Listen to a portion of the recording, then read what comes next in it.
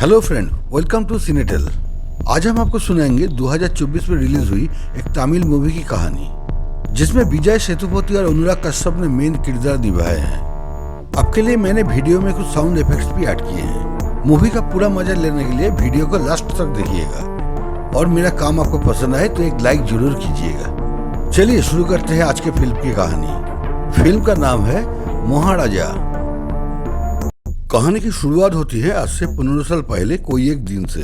महाराजा नाम का एक आदमी, जिनका चेन्नई शहर में एक सैलून था, वो अपना ही स्टाफ गोपाल से एक दिन का छुट्टी मांगते हैं। गोपाल इनकार कर देते हैं। उसी टाइम दुकान में कुत्ता लेके कस्टमर आते हैं। फिर गोपाल उसे कहते हैं कि कल छुट्टी पाने के लिए आज तुमको पूरा कस्टमर संभालना होगा।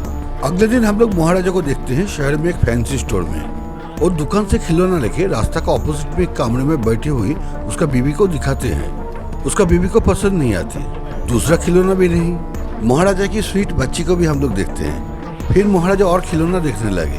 उसका बीवी जो कमरे में बैठी थी, उसका ऊपर में हम लोग एक तो डस्टबिन देख पाते हैं। पूरा मूवी में इस डस्टबिन का बहुत बड़ा भूमिका है। उसके बाद महाराजा का बीवी को खिलौना पसंद होती है। महाराजा बिल करने लगे। फिर अचानक एक ट्रक ब्रेक फेल करके उस कमरे में घुस जाते हैं। पूरा कमरा गिर पड़ते हैं। इस हादसे को आंखों के सामने देखकर महाराजा स्टंट हो जाते हैं। इसके बाद कहानी 15 साल पीछे आ जाते हैं। हम लोग जूथी नाम का एक लड़की को देखते हैं, जो क्लास 10 में पढ़ती थी। वो लिखाई पढ़े में उतना अच्छा नहीं थी, लेकिन खेल कूद में सबसे आगे थी। स्कूल में टीचर लोग उसे उतना पसंद नहीं करते थे, केवल गेम टीचर को छोड़ के। गेम टीचर मिस आसिफा को जूही बहुत पसंद करती थी। उन्होंने भी जूथी को बहुत प्यार करती थी। उनका टारगेट यही था कि जूथी को 100 मीटर रेस में चैंपियन बनाना। जूथी भी इसके लिए बहुत मेहनत करती थी। इसके बाद हम लोग जूथी का घर देखते हैं। जूथी का पिता जूथी को बहुत प्यार देते थे। जूथी, उसका पिता और लक्ष्मी, ये तीनों मिलकर उनका परिवार था। ये डस्टबिन ही उनका लक्ष्मी है। जूथी अपने फ्रेंड को कहती है कि आज लक्ष्मी की वजह से वो जिंदा है। हर शुक्रवार को वो लोग लक्ष्मी को नहाते हैं। उसके बाद चंदन लगाकर सिंदूर का टिप पहनाते हैं। फिर वो लोग दिया जलाकर माँ को प्रणाम करते हैं। उसके पिता रोज सुबह खाना पकाते हैं। जूथी मुंह हाथ धोने के बाद तैयार होकर प्रैक्टिस के लिए निकल पड़ते हैं। उसके पिता रोज आयरन करते हैं, जूथी का जूता पॉलिश करते हैं। उसके बाद कमरे को लॉक करके चाबी एक तो टॉप के नीचे रख के काम के लिए निकल पड़ते हैं। उनके दुकान घर से 20 किलोमीटर दूरी में थी। गोपाल चाचा अभी काफी बूढ़े हो गए थे, लेकिन अभी भी वो जूथी का पिता को बहुत डांटते थे। ये है डॉक्टर अंकल। जूथी का पिता रोज इनके घर जाते हैं और एक साथ खाना खाते हैं। महीने में एक दिन जूथी पिता के साथ घूमने जाते हैं। घर में वो भी अपने पिता को बहुत डांटते हैं। ऐसे ही बहुत खुशी में वो लोग का दिन गुजर रहा था। उसके पिता ठीक 9:30 बजे दुकान बंद करके घर आते हैं। फिर जूथी उसके पिता की एक कहानी सुनाती है। स्कूल में प्रिंसिपल एक दिन जूथी को स्कूल से निकलने का फैसला सुनाती है, यही इल्जाम देते हुए कि जूथी ने स्कूल सेरेमनी में गेस्ट का ड्रिंक्स में अल्कोहल मिलाई थी। लेकिन आसिफा ने कुछ दूसरा सबूत लाते हैं। प्रिंसिपल तब दोषी लड़के को थप्पड़ मारते हैं और उसे स्कूल से निकाल देते हैं और जूथी को जाने के लिए बोलते हैं। लेकिन उसके पिता उसको रोकते हैं और प्रिंसिपल को माफी मांगने के लिए कहते हैं। प्रिंसिपल ने उसे बाहर जाने के लिए कहते हैं, लेकिन वो मानते नहीं है। सब मिलकर भी उसको बाहर नहीं कर पाया। तब प्रिंसिपल ने जूथी से माफी मांग लेते हैं। उसके बाद उसके पिता शांत होते हैं और अपने बेटी को गले लगा लेते हैं। इसके बाद हम लोग देखते हैं कि इंटर स्कूल स्पोर्ट्स चैंपियनशिप के लिए जूथी कैंप में जा रही है। वो अपना बैग लेकर लक्ष्मी और माँ को प्रणाम करने के बाद घर से निकलते हैं। फिर वो अपना फ्रेंड्स और आशिफा मैडम के साथ बस से निकल जाते हैं। एक दिन जूथी का पिता को दुकान बंद करने में थोड़ा लेट होता है। वो थोड़ा रात करके घर आते हैं और दरवाजा खुला देख के थोड़ा परेशान हो जाते हैं। घर में कुछ देख के वो बेहोश हो जाते हैं। थोड़ी देर बाद कोई आवाज सुनकर उनका होश आ जाते हैं। इसके बाद हम लोग एक तो गैरेज का सीन देखते हैं। एक सफेद गाड़ी आके रुकता है। गाड़ी से जो उतरते हैं वो वहाँ का काउंसिलर है। वो गैरेज का सुपरवाइजर को कुछ पूछने के बाद उसको मारना चालू कर देते हैं। उनका कहना है कि उनका गाड़ी आज सवेरे में डिलीवरी मिला और उसमें उनका कीमती सनग्लास नहीं है। उसके बाद गैरेज में एक आदमी आया, जिसको सुपरवाइजर सनग्लास के बारे में पूछते हैं। काउंसिलर उसे भी मारने लगते हैं। उनको पता चला कि ये आदमी कल रात को ही गाड़ी डिलीवरी करने के लिए निकले थे। अगर सनग्लास नहीं मिला तो गैरेज में आग लगाने का धमकी देके चले जाते हैं। फिर हम लोग एक बार का सीन देखते हैं, जहाँ काउंसिलर हर रोज अपने दोस्त के साथ बैठते हैं। फिर वो गैरेज का आदमी बार में आकर काउंसिलर को बुरी तरह पीटने लगते हैं। काउंसिलर उठकर उसको कुछ बोलने गया तो आदमी फिर से आके उस पर हमला कर देते हैं। काउंसिलर बुरी तरह जख्म हो जाते हैं। लोकल थाना में पुलिस एक तो मोटरसाइकिल चोर को पकड़ के ले जाते हैं। फिर उसको रूटीन माफिक डंडा लगाते हैं। इस चोर का नाम भी पुलिस है। थाना में रोज का काम चलने लगता है जैसे हर थाना में चलता है। थाना के बाहर से भी पुलिस का मार खाने का आवाज सुनाई देता है। पुलिस मार से बचने के लिए भागते हैं तो ऑफिसर उन पर डंडा फेंकते हैं। फिर वो डंडे के आदमी उठा के ले आते हैं। पूछने के बाद वो अपना नाम महाराजा बोलता है। वो थाना में एक FIR करने के लिए आया है। वो बोलता है कि उसका एक सैलून है और कल रात को उसका घर से कोई लोचपी को चुरा के ले गया। वो लोचपी के बारे में बोलता है तो ऑफिसर को कुछ समझ में नहीं आता। फिर वो लोचपी का फोटो दिखाते हैं। ऑफिसर को फिर भी समझ में नहीं आया। फिर वो अपना उंगली से लोचपी को दिखाते हैं। एक डस्टबिन का नाम लोचपी सुनकर ऑफिसर का गुस्सा आ जाता है, लेकिन रिपोर्ट नहीं लेने से महाराजा और भी ऊपर तक जाएगा। सुनने के बाद ऑफिसर उसको एक लात मार देते हैं। उसको बाहर काटने का कोशिश करते ही ऑफिसर का जामा फट जाता है। महाराज एक तो लॉफ्ट का पाया पकड़कर खड़े हो जाते हैं। तभी सब मिलकर उसको निकालने का कोशिश करते हैं, लेकिन इस दौरान पूरा लॉफ्ट ऊपर से गिर जाता है और वहां से तो सांप निकल आता है। सांप देखने के बाद सब बाहर भागते हैं। फिर महाराजा सांप को हाथ में लेकर बाहर आते हैं। इसके बाद थाना का IC वरदराजन आते हैं। वो थाना का हालत देखकर आश्चर्य हो जाते हैं। उसके बाद वो महाराजा का पूरी बात सुनते हैं। बीच में पुलिस कुछ कहते हैं। फिर वरदराजन कहते हैं कि आदमी कौन है। फिर एक ऑफिसर ने कहा कि एक बाइक चोर है और ये TVS 50 मोपेड चोरी करता है। वरदराजन कहा कि बाजार में इतना कीमती मोटरसाइकिल रहते हुए भी तुम मोपेड क्यों चोरी करते हो। तो पुलिस ने कहा कि हमको गियर वाला मोटरसाइकिल चलाना नहीं आता। इसी बीच महाराजा ने थाना में सबका पीठ पे हाथ देकर कुछ ढूंढते हैं। महाराजा एक काम के लिए 5 लाख का ऑफर देते हैं, जिसके जवाब में वरदराजन एक थप्पड़ लगाते हैं। बाद में थाना का ड्राइवर ने पैसा लेते हुए कहा कि बड़े बाबू का पैसे का डील वही करते हैं। इसके बाद पुलिस छानबीन के लिए महाराजा के घर जाते हैं। वो लोग घर का कोना कोना देखते हैं, फिर अलमारी भी खोलते हैं। वो लोग उसका सैलून में भी इंक्वायरी करने के लिए जाते हैं। इधर पुलिस को अलमारी से महाराजा का पासबुक मिलता है। पुलिस उसके अकाउंट में 15 लाख रुपया डिपॉजिट देखते हुए आश्चर्य हो जाते हैं। उधर जूथी ने अपने पिता को कैम्प का वीडियो भेजते हैं। इधर पुलिस सोचने लगता है कि एक तो डस्टबिन के लिए कोई 5 लाख रुपया नहीं देगा। वरदराजन इसके पीछे का राज जानना चाहते थे, लेकिन महाराजा ने कहा कि वो इस काम के लिए और भी 2 लाख दे सकता है। ये सुनने के बाद वरदराजन और भी आश्चर्य हो जाते हैं। अभी कहानी 15 साल आगे चले जाते हैं। हम लोग सेल्वम नाम को एक आदमी को देखते हैं जो अपना राइट हैंड साबरी का लेकर एक तो मकान में डकैती करता है। डकैती करने के बाद उसी मकान में खाना पकाना वो लोग का एक तो स्टाइल है। घर के 2 महिला को डरा कर वो लोग सब कुछ ले लेते हैं। फिर बच्चा लड़की के ऊपर अत्याचार करने के बाद वो लोग गैस सिलेंडर में आग लगाकर निकल जाते हैं। इसके बाद सेल्वम अपना घर आते हैं। उसकी बीवी कोकिला और छोटा लड़की को लेकर उसका सुखी परिवार डकैती का एक सामान वो बच्चे के लिए लाई थी, लेकिन बच्चे का पसंद नहीं होने से उसको डस्टबिन में फेंक देते हैं। फिर कहानी 15 साल पीछे आ जाते हैं। एक पुलिस ऑफिसर ने महाराजा को इसे पैसा देने से मना करते हैं। इधर पुलिस ने उस डस्टबिन का फोटो दिखाकर वैसे ही और एक तो डस्टबिन ढूंढते हैं, लेकिन बाजार में वैसे डस्टबिन नहीं मिल रहा है। ड्राइवर ने वरदराजन को कहा कि महाराज दिन भर थाना में बैठे रहते हैं और सब उसका फायदा लेते हैं। फिर कहानी 15 साल आगे चला जाता है। हम लोग देखते हैं कि सेल्वम को एक तो इलेक्ट्रिक का दुकान है और दुकान में उसको और एक डकैती का टिप मिलता है। कहानी फिर से 15 साल पीछे आ जाते हैं। महाराजा दिन भर थाना में काम करते हैं और मौका मिलते ही वो सबका पीठ में हाथ लगाकर कुछ ढूंढते हैं। पुलिस का आदमी उससे बहुत कुछ करा लेते हैं। फिर से कहानी 15 साल पहले चले जाते हैं। सेल्वम और सबरी ने और एक डकैती करके वहाँ खाना खाते हैं। सेल्वम का लड़की का पीठ में तो घाव है जो ठीक नहीं हो रहा है। कहानी फिर 15 साल पीछे आ जाते हैं। फिर हम लोग नल्ला शिवम नाम का एक आदमी को देखते हैं जो पुलिस का एक स्पाई है। दुकान में वो डस्टबिन को देखते हैं। इधर एक ऑफिसर ने पुलिस हेडक्वार्टर्स जाकर एक नंबर देते हैं। उस नंबर का 20 दिन का कॉल डिटेल्स और लोकेशंस मांगते हैं। हमें मालूम होता है कि पुलिस दूसरी तरह से भी इन्वेस्टिगेशन कर रहा है। इधर थाना में एक आदमी उसका फ्रेंड का मिसिंग डायरी करने के लिए आए हैं। उसका फ्रेंड का तस्वीर देखकर महाराजा का कुछ याद आ जाता है। उस दिन होश आने के बाद उसको एक तो टोल टैक्स का रिसिप्ट मिला था जिसमें एक गाड़ी का नंबर था।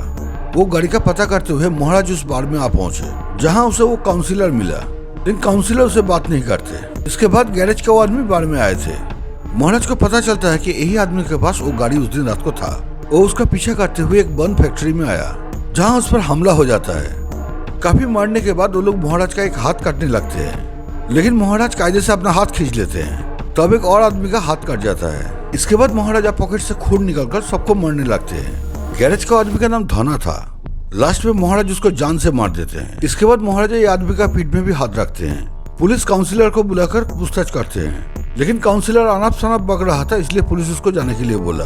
इधर नल्ला शिवम उस डस्टबिन का डुप्लीकेट बनाने का कोशिश कर रहा था और महाराज पूरा दिन थाना में रहते थे और सबका पीठ पर नजर रखते थे और पीठ में कुछ नहीं मिलने से वो अपने पास रखा हुआ एक लिस्ट से उसका नाम काट देते थे।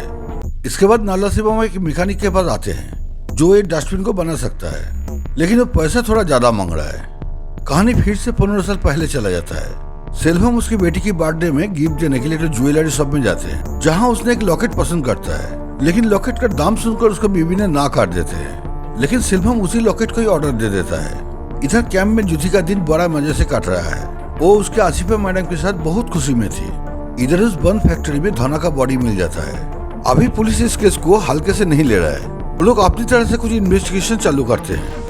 इधर मैकेनिक ने डस्टबिन का डुप्लीकेट बना देता है। कोकिला का बेटी का जन्मदिन आ जाता है। उसने सेल्वम को फोन करके अपना दाढ़ी बनाने के लिए बोलते हैं और वो लॉकेट ले आने का याद दिलाते हैं। उस दिन वो खुशी में पूरा मोहल्ले को दावत देते हैं। उधर सेल्वम ने लॉकेट डिलीवरी लेने के बाद एक सैलून का खोज करने लगे। उसके बाद वो महाराजा के सैलून में आए। ये दिन हम लोग मूवी का एकदम शुरू में देखे थे। महाराजा सेल्वम का दाढ़ी बनाने लगे, लेकिन उसका ट्रिमर का बैटरी खत्म हो जाने से थोड़ा बाहर जाते हैं। तभी साबरी ने सेल्वम को फोन करके बोलते हैं कि वो लोग का डकैती का खबर पेपर में आ गया है। लेकिन सेल्वम कहता है कि इसे डकैती बहुत होता है शहर में। लेकिन साबरी टेंशन में आ जाता है।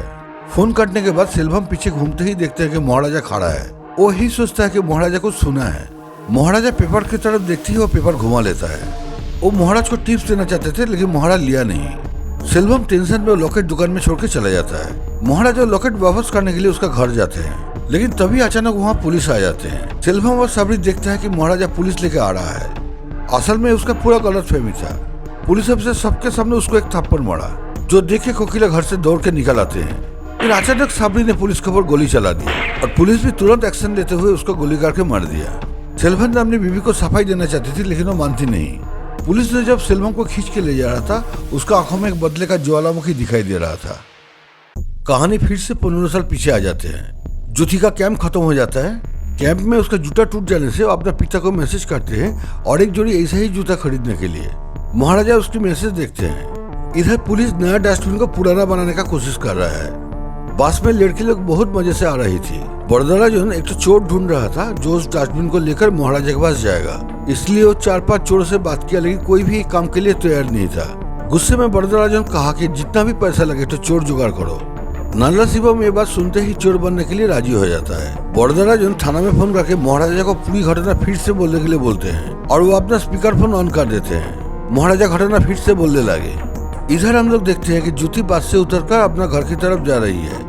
फिर टॉप के नीचे से चाबी लेकर अपना घर खोलते हैं। घर में लाइट जलाकर पहले लक्ष्मी को देखते हैं, फिर वो अपना ड्रेस चेंज करते हैं। उसको ये मालूम नहीं था कि घर के अंदर कुछ आदमी खड़ा है। फिर अचानक पीछे से कोई उसका मुंह दबा देते हैं। 2 आदमी के साथ उसका लड़ाई शुरू हो जाते हैं। फिर अचानक तीसरा आदमी आके उसका माथा में जोर से मार देते हैं। हम लोग सेल्वम, धना और नाला शिवम को देखते हैं। फिर सेल्वम ने वो दोनों को बच्ची के ऊपर अत्याचार करने का परमिशन देते हैं। इधर महाराजा जूता खरीदने के लिए दुकान में आए और तभी उधर उसका लड़की के ऊपर अत्याचार हो रहा था। वो दोनों एक एक करके ज्योति के ऊपर अत्याचार करते हैं। काउंसिलर का उस अंदर भी हम लोग देखते हैं। फिर वो लोग खाना खाते हैं। लाल जूता के लिए महाराजा दुकान में इंतजार करते रहे, लेकिन लाल जूता मिला नहीं। पूरा घटना बोलने के बाद महाराजा हाथ जोड़ के पुलिस को लक्ष्मी को ढूंढने के लिए बोलते हैं। उधर वो तीनों काम हो जाने के बाद दरवाजा खुल के चला जाता है। महाराजा फिर से इशारा करके अपना लक्ष्मी को ही दिखाते हैं। इधर पूरी कहानी सुनने के बाद नाला शिवम का मुंह सूख जाता है। अभी वो एक काम करने के लिए हिचकिचाने लगे। उधर महाराजा तो नील जूता लेके घर में आते हैं। घर का दरवाजा खुला देखकर वो थोड़ा आश्चर्य हो जाते हैं। फिर वो अंदर जाके ज्योति को बुलाते हैं, लेकिन घर का चारों तरफ देखकर उसे कुछ ठीक नहीं लगा। उसके बाद वो ज्योति को देखकर अपना आंख बंद कर लेते हैं और ज्योति को तुरंत हॉस्पिटल ले जाते हैं और डॉक्टर को कहते हैं कि किसी तरह मेरी बेटी को बचाओ। फिर घर में आके वो जूता देखकर अपने आप पर गुस्सा करते हैं। घर का हर सामान तोड़ने लगते हैं। इसके बाद वो खुद अपने माथा में मारकर बेहोश हो जाते हैं। इसके बाद हम लोग ज्योति को मिस आसिफा का घर में देखते हैं। उसके बिस्तर के नीचे लक्ष्मी रखा हुआ था। ज्योति अपने पिता से कहते हैं कि वो लोग क्यों हमारे साथ ऐसा किया, मुझे एक बार ले चलो वो लोग के पास। अगले दिन पुलिस नाला शिवम को लेकर महाराजा के घर आया और महाराजा को बोला कि यही आदमी तुम्हारे घर में चोरी किया था। बड़दरा जो इशारे से पूरा घटना एक्टिंग करके दिखाने के लिए बोलते हैं। नाला शिवम एक्टिंग करने लगता है, लेकिन महाराजा को सब कुछ समझ में आ जाता है। अचानक उसे कुछ याद आ जाता है और वो नाला शिवम को माफ कर देने का बहाने से गले लगा लेते हैं। तभी महाराजा को उसका पीठ में कुछ मिलता है और उसका आंख लाल हो जाता है। तब पुलिस के हाथ में धना का फोन आ जाता है। वो लोग बाढ़ में भी जाके इन्वेस्टिगेशन किया। धना का फोन से वो लोग नाला शिवम मिल जाता है। फिर वो लोग हॉस्पिटल जाके डॉक्टर से पूरा बात सुन लेते हैं। काउंसिलर भी नाला शिवम को पहचान लेते हैं। डॉक्टर ने उस रात की पूरी कहानी बोले फिर ऑफिसर बड़ोदराजन को फोन करके नालासिंह के बारे में सब कुछ बोलते हैं। बड़ोदराजन महाराजा को बोलते हैं कि जो तुम्हारा लड़की के साथ ऐसा किया उसको अपने हाथों से मारो। नालासिंह भागने लगता है। फिर बड़ोदराजन उसे पकड़ के उसका जामा फाड़ देते हैं। उसके बाद महाराजा अपने हाथ से उसको खत्म कर देते हैं। फिर महाराजा तीसरे आदमी का तलाश करने लगे। सेल्वम का खबर पुलिस ने उसको दिया था। वो सेल्वम को देखते ही आश्चर्य हो जाता है। उसे 15 साल पहले का वो दिन याद आ जाता है। फिर सेल्वम आके महाराजा को मारने लगता है। कुछ देर मार खाने के बाद महाराजा भी उठ के मारते हैं। सेल्वम को अच्छी तरह पीटने के बाद महाराजा एक तो बड़ा सीमेंट का स्लैब उठाकर उसका पाँव तोड़ दिया, लेकिन किसी कारण के लिए उसको थोड़ा पानी पिलाकर थोड़ा सुस्त भी किया। इसके बाद हम लोग देखते हैं कि जुथी अपना टीचर के साथ एक ऑटो से उतरती है। फिर दोनों ऊपर जाने लगे। महाराजा उसे सेल्वम के सामने लाकर बैठाते हैं। जुथी ने सेल्वम के साथ अकेले में बात करना चाहती थी। उसके बाद जुथी सेल्वम से पूछा कि तुम मेरे साथ ऐसा क्यों किया। इसके बाद वो अपना सोने का सब सामान उसके सामने फेंक देते हैं, जिसके अंदर सेल्वम अपना बेटी का लॉकेट देख लेते हैं। अभी मूवी का सीन 15 साल पहले चले जाते हैं। महाराजा और उसके बीवी कोकिला के साथ देखा करने के लिए आए थे। कोकिला पुराना कमरा छोड़ दिए थे। फिर महाराजा उसका बेटी का लॉकेट देने गए, लेकिन कोकिला ये पाप का सामान लेने से इनकार कर दिया। फिर महाराजा का बीवी रास्ता का अपोजिट में ही एक तो खिलौना का दुकान दिख लेते हैं। महाराजा उस दुकान में जाते हैं तो खिलौना लेने के लिए, तभी एक तो ट्रक आके उस घर में घुस जाते हैं। कहानी एक बार फिर 15 साल पीछे आ जाते हैं। सेल्वम जुथी का पीठ में तो दाग देख लेते हैं। उसका बेटी का पीठ में भी ऐसे एक तो घाव थी। वो अम्मू बोल के जूही को पुकारने लगते हैं और जूही को उसके सामने लाने के लिए महाराज को बोलते हैं। अभी महाराज उसे पूरा कहानी बोलते हैं। उस दिन एक्सीडेंट के बाद सेल्वम का लड़की डस्टबिन की वजह से बच गई थी। सब कुछ सुनने के बाद सेल्वम महाराजा से माफी मांगते हैं, लेकिन महाराजा उसे धक्का देकर हटा देते हैं और उसे कह देते हैं कि जुथी अभी मेरा बेटी है। फिर वो लोग जुथी को लेकर नीचे चले जाते हैं। अपने पिता के सहारे जुथी अभी नया जिंदगी और पाव बढ़ाने लगे और ऊपर से ये सब देख के सेल्वम का बड़ा अफसोस होता है। अपने बेटी से माफी मांगकर अपने आप को छोड़ देते हैं और ऊपर से गिर जाते हैं। बदले के आग में अंधा होकर एक आदमी अपने बेटी को ही खो देते हैं और एक आदमी बड़े प्यार से दूसरे के बेटी को अपना लेते हैं। मूवी का कहानी यही खत्म होता है। फ्रेंड, कहानी कैसा लगा कमेंट कीजिएगा और मेरा कोशिश अगर आपको पसंद आए तो एक लाइक के साथ मेरा चैनल को सब्सक्राइब कर लीजिएगा। मैं ऐसा मूवी का कहानी आगे और ले आऊंगा। खुश रहिएगा। बहुत बहुत धन्यवाद आपको। नमस्कार।